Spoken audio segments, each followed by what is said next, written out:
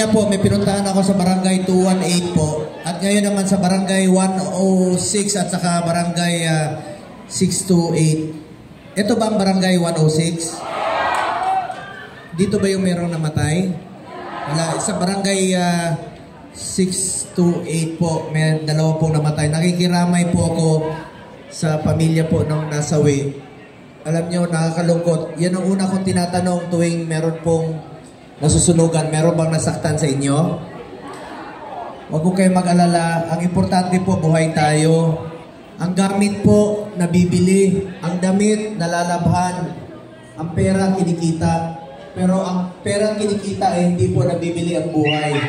A lost life is a lost life forever. Importante po, buhay tayo, magtulungan po tayo. Nandito po ako sa abot ng aking makakaya at nakikiusap rin po ako sa mga national agencies na tumulong rin po dito sa inyo.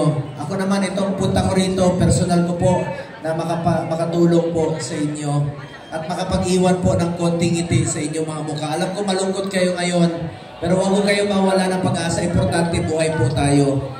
At pangalagaan po natin ang ating kalusugan. Kaya nga po, ako, hindi ko matiis na nasa loob ng ospital habang ang mga kababayan natin nangangailangan po ng tulong. Kaya pinili ko munang lumabas kahit na ito po, meron pong nakakabit pa sa kamay ko, papatanggal ko po ito mamaya. Dahil may mga medical procedure na dapat pong gawin sa akin. Hindi na po ako bumabata, 50 anyos na rin po ako. Meron na rin po, kahit sino ba namang 50 anyos, may nararamdaman na rin po tayo. Kaya pangalagaan po natin ang ating kalusugan. Yan naman po pinangako ko sa inyo noon, kahit sa sulok ng Pilipinas. Bagyo, lindol, sunog, putok ng bulkan, Buhawi, pupuntahan ko kayo. After my proclamation, hindi po ako kumain sa mga magagarang hotel. Pumunta po ako sa barangay 118 at barangay 123 sa mga nasunugan nung nakaraang Sabado po. Inuuna ko muna ang pagsiservisyo sa ating mga kababayang Pilipino. Dahil bisyo ko po ang magserbisyo sa ating mga kababayang Pilipino.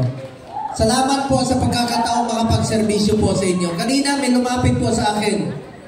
Galing po ako ng barangay 10218 po kanina. Galing po ako sa barangay 218. May nagpasalamat. Sabi niya, sir, salamat sa tulong. Salamat sa mga tulong sa mga pasyente. Huwag ko kayo magpasalamat sa akin. Ako po ang dapat magpasalamat sa inyo. Dahil binigyan niyo po ako ng pagkakataon na makapagserbisyo po sa inyo lahat. Maraming salamat po sa inyo. Hindi ko po sasayangin yung pagkakataong binigay niyo po sa akin. Magsiservisyo po ako sa inyo sa abot ng aking makakaya. Hindi po ako politiko na mangangako. Gagawin ko lang po ang aking trabaho para sa ating mga kababayang Pilipino. Hindi ko sasayangin ang tiwalang binigay niyo po sa akin. Salamat po. Sobrang salamat po sa tiwala at suporta. Ngayon, balik tayo sa trabaho. Trabaho muna tayo. At yan naman po, kaya po tayo narito para magserbisyo sa inyo. Ako wala akong pinipiling oras. Lunes hanggang Linggo, magtatrabaho ako. Paboritong araw ko, Linggo. Alam niyo bakit? Linggo.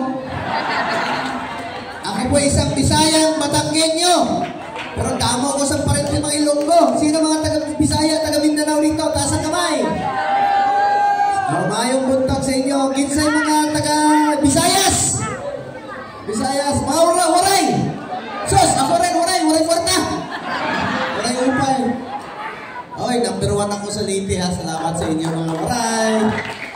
Mga Bisaya, Bulanon, Bisaya, Cebu, number 1 din ako doon. Salamat din. At saka sa Iloilo, top 3 rin na po ako. Damo ko sa parintingan to. Sino mga Ilonggo?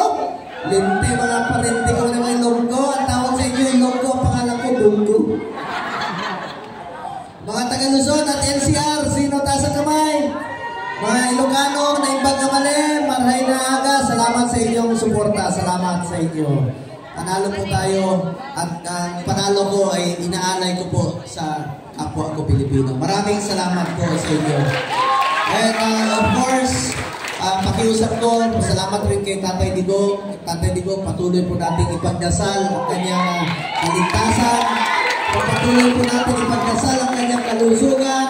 ipagdasal po natin ang kanyang kalayaan. Dapat po makauwi na siya dito sa ating bansa.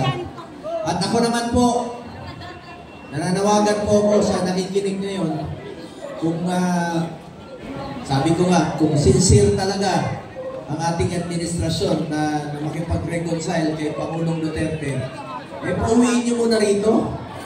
Pauwiin niyo muna. Sinong kakausapin niyo kung hindi niyo pauwiin dito? Kung kaya niyo siyang ipadala sa loob ng 14 na oras, dapat po kaya niyo rin siyang ipauwi dito. Matanda na po si Tatay Digong. He is 80 years old na po siya.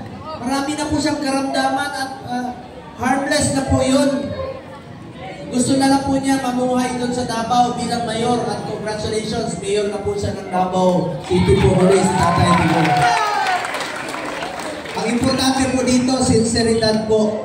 Sa bawat pag-uusap, sa bawat pagkatao, ang importante rito, sinseridad. At dapat po meron kang isang salita dyan.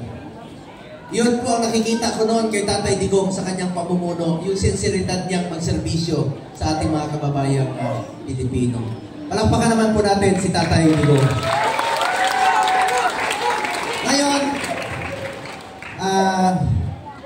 chairman po ako ng Committee on Health. Chairman po ako ng Committee on Sports. Chairman po ako ng Committee on Youth. Unahin ko lang po ang health. Tatlo po ang aking naging prioridad. Bilang inyong senador, I have authored 18 laws. I have principally sponsored 90 laws. Kasama na yung mga upgrading ng mga hospital. I have co-authored and co-sponsored 190 laws. At wala po akong absent sa Senado. Present po ako parati. Chairman ako ng health. Tatlo ang aking naging prioridad. Malasakit Center, Super Health Center, at Regional Specialty Center. Ang Malasakit Center, batas na yan ng 2019. Pero nung hindi pa batas yan po isinulong ko noong 2018 na ilagay natin sa loob ng hospital yung 4 na ahensya ng gobyerno. PhilHealth, PCSO, DOH, at DSWD. Huwag natin pahirapan ng Pilipino. Pera nyo yan eh. Karapatan nyo yan. Inyo yan. Dapat ibalik sa inyo sa mabilis na paraan. Ngayon, meron ako tayong 167 na Malasakit Center. Pangalawang naging prioridad ko po, Super Health Center. Iba rin po itong Super Health Center. Ang Super Health Center po, it's a medium type of a polyclinic. Pwede po dyan yung panganganak, dental, laboratory, x-ray. Dyan na po yung konsulta ng PhilHealth. Dyan na po kayo magpapacheck up. Tandaan natin, meron po tayong more than 150 million Filipinos. Pero sa ngayon po, meron pang 5 milyong Pilipino na hindi nakarehistro sa PhilHealth. Dapat po alam ng Pilipino na miyembro tayo ng PhilHealth at dapat po ipakinabangan natin ang PhilHealth. Ang PhilHealth po, hindi naman negosyo yan, insurance yan, na meron tayong masasandalan. Alam nyo, yung iba nating kababayan, hindi nila alam na miyembro sila ng PhilHealth. Merong buntis sa Cavite, may buntis sa Cebu. Nanganak sa Saigo, ayaw magpa-hospital. Namatay po yung mag-ina. Nakakalungkot. Karapatan po ng bawat Pilipino to avail medical services through PhilHealth. Nandyan po yan sa Universal Healthcare Law. Kaya ako po'y nakikiusap sa PhilHealth, babantayan ko po kayo bilang chairman ng Committee on Health. Yung inyong mga benepisyo, ayusin niyo po. Ang PhilHealth po para sa health yan. At meron po akong pinakiusap sa PhilHealth. Dapat may ID para alam ng Pilipino na membro sila ng PhilHealth, di ba?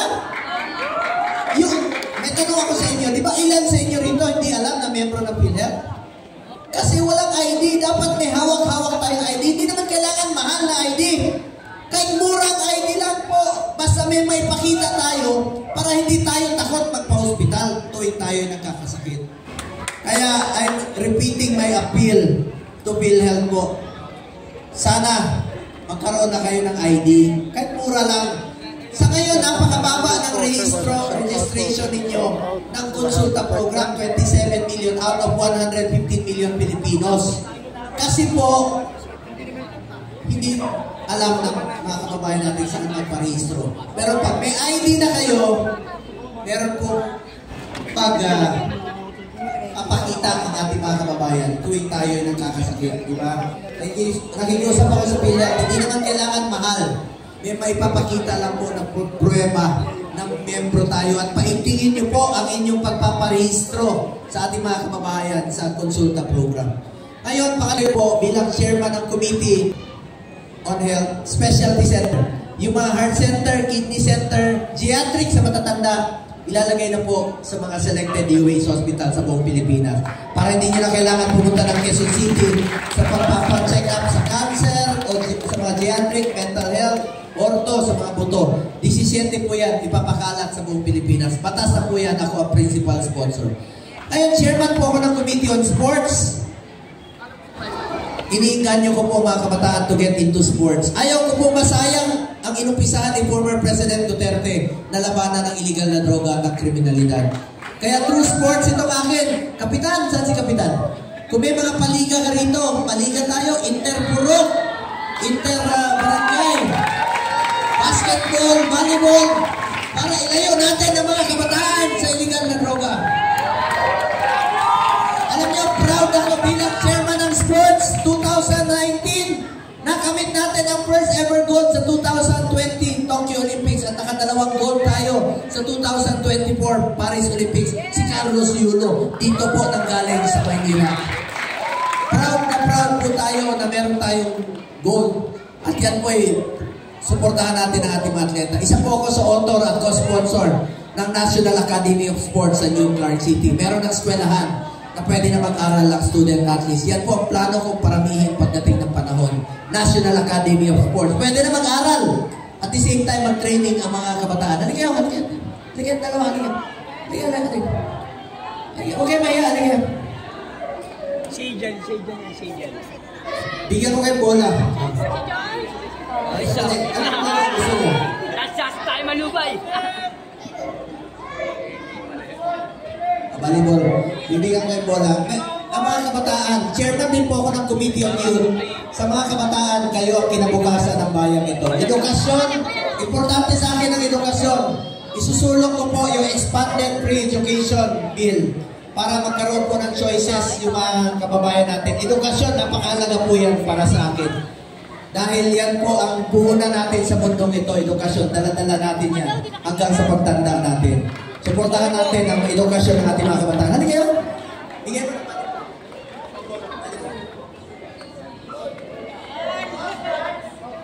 Yan.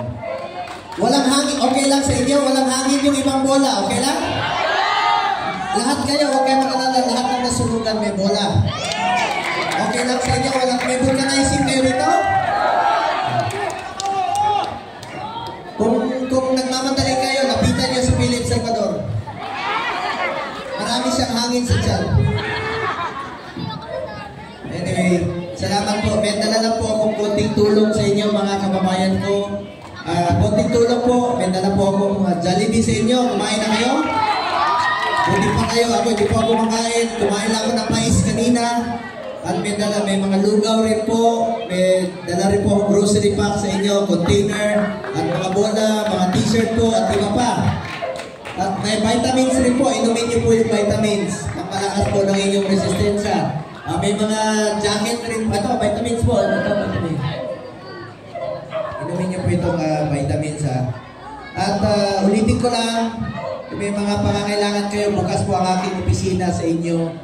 May mga malasakit center naman na pwede niyong lapitan rin po. In fact, ang Maynila, ang pinakamaraming malasakit center. Isa sa pinakamaraming malasakit center. Marami. Tondo, PGH, Jose Reyes, Cabelia. Ayan po ang San Lazaro, 5 po ang inyong malasakit center. Lapitan nyo na po. Karapatan po ng bawat Pilipino ang malasakit center. Chairman ako ng youth, naniniwala po ako.